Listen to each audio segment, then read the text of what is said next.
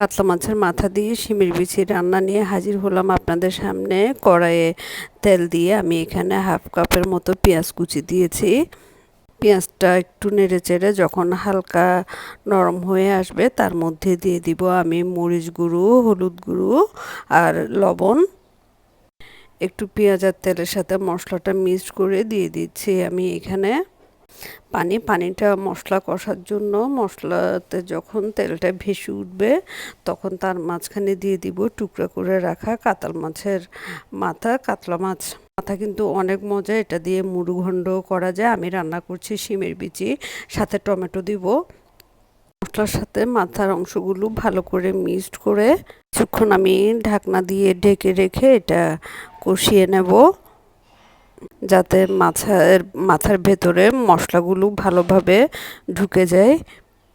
3-4 মিনিটের মধ্যে কষানোর পর আমি এখানে আগে থেকে ভিজিয়ে রেখে ছিলা শিমের বিচি দিয়ে দিচ্ছি। এটা ডিপে ছিল আমার শিমের বিচিটা। ভালো করে মাথার সাথে মিক্সড করে নেব, একেবারে মশলা যাতে ঢুকে যায় প্রতিটা শিমের বিচির গায়ে। আমি এ পর্যায়ে কোনো পানি দিব না, আবার ঢাকনা দিয়ে ঢেকে দিয়েছি। 5-7 মিনিট পর আমি ঢাকনা উঠিয়ে শিমের বিচির অবস্থাটা একটু দেখছি। এটা একটু সিদ্ধ হয়ে আসছে। যখনই মনে হবে হালকা সিদ্ধ হয়ে আসছে আমি এখানে দিয়ে দিয়েছি টমেটো। এখানে আমি বড় 2টো টমেটো দিয়েছি আর দিয়েছি কাঁচামরিচটা ফালি করে দিয়েছি, আবারও মিক্সড করছি। এখনও কিন্তু আমি কোনো পানি দেব না। মশলার পানি আর টমেটোর পানি দিয়ে এটা একটু সিদ্ধ হোক, 60% মতো সিদ্ধ হয়ে আসবে তখন আমি পানি দিব এখানে যতটুকু দরকার। এটা কিন্তু পাতলা ঝোল হবে, অত বেশি আমি মরিচ যেহেতু ইউজ করি না, গরমকালে একটু পাতলা ঝোল খেতে ভালো লাগে। মনে হয়েছে পানি কম হবে, তাই পরে আমি আর একটু দিয়ে দিলাম, যাতে পরে আর দিতে না হয়। ঝোল শুকিয়ে শিমের বিচি সিদ্ধ হওয়া পর্যন্ত এটা ওয়েট করব।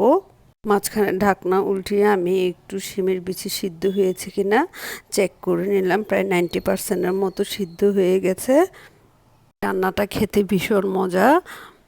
আমার রান্নাটা প্রায় হয়ে আসছে। আমি কিছুক্ষণের মধ্যে চুলাটা অফ করে দিব। প্রথমে ঢাকনা দিয়ে 2 মিনিট রাখবো। কিন্তু আমার রান্নাটা হয়ে গেছে, আমি চুলা অফ করে দিচ্ছি। একটুখানি ধনেপাতা ছিল, এটা আমি মিডলে দিয়ে দিলাম। হয়ে গেল আমার শিমের বিচির রান্না। এটা এখন ইয়েলো দেখাচ্ছে, একটু পর যখন ঠান্ডা হয়ে যাবে এটা রেড কালারের দেখাবে। এই তো দেখেন কত সুন্দর রান্না হয়েছে শিমের বিচি আর মাছের মাথা। ধৈর্য ধরে দেখার জন্য সবাইকে ধন্যবাদ।